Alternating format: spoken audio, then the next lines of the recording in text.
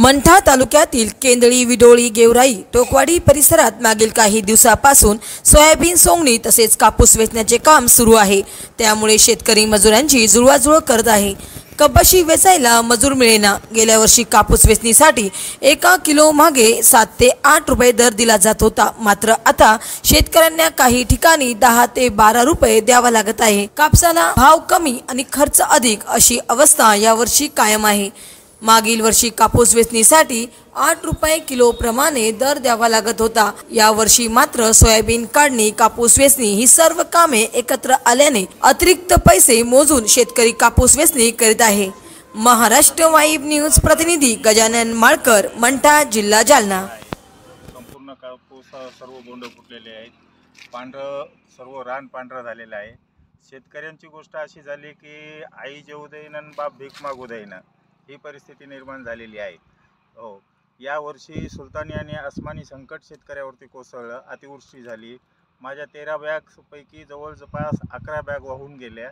राहिल्या 2 बॅगात ही अशी परिस्थिती झाली, मजूर भेटत नाही, कामाला कोणी येत नाही। हो, 11 रुपये 12 रुपये किलो जरी कापूस वेचणीसाठी द्याला तरी मजूर मिळत नाही, म्हणून ह्या शेतीचे असे हाल झालेले आहेत।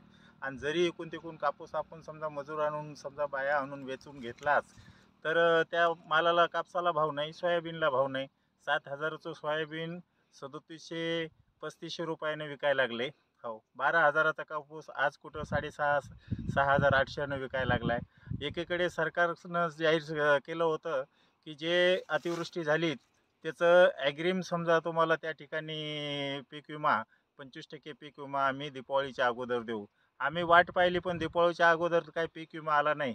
आज शेतकरी संकटामध्ये सापडलेला आहे। हे राजकारणी लोक, मग ते सत्ताधारी असोत की विरोधी पार्टीचे असोत, हे सर्व लोक त्यांच्या निवडणुका कशा जिंकता येईल, पुन्हा सरकार कसं आणता येईल या कामामध्ये गुंग आहेत।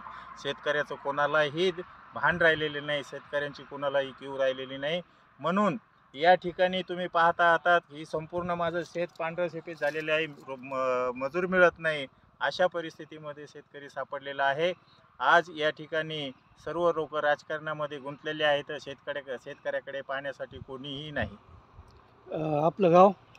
माझं गाव टोकवाडी, मंठा तालुक्यातील मंठ्यापासून 2-3 किलोमीटरवर टोकवाडी माझं गाव आहे।